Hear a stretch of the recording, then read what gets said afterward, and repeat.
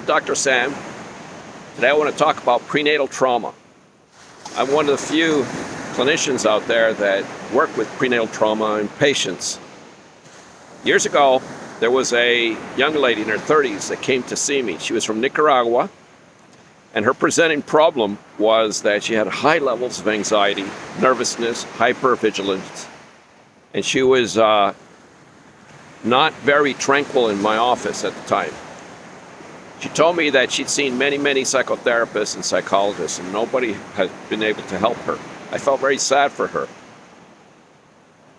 What happened was that as I started to investigate more and ask questions and pursue the background of her life, she told me that while her mother was carrying her in the womb, the Contra War was going on in Nicaragua.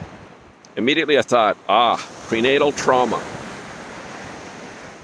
Prenatal trauma happens often especially with children that are conceived or being carried during the time of the war.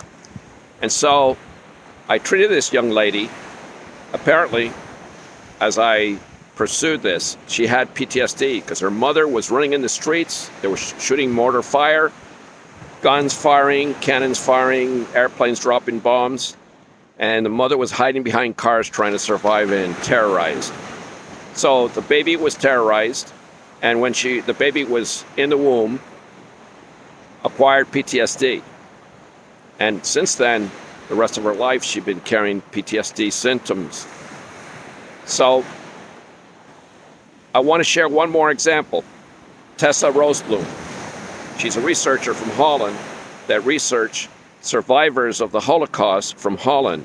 There was a Nazi siege of Amsterdam that lasted about a year. And people had to eat rats, eat from the garbage dumps. They couldn't leave the city.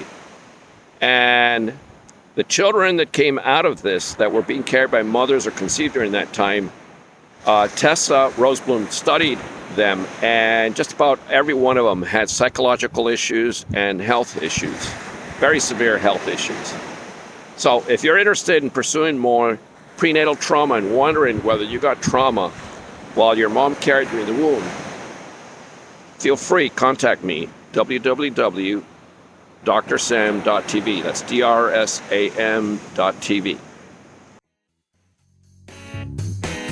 Dr. Sam counsels over the internet via Skype communications, in person at his private practice, and over the phone.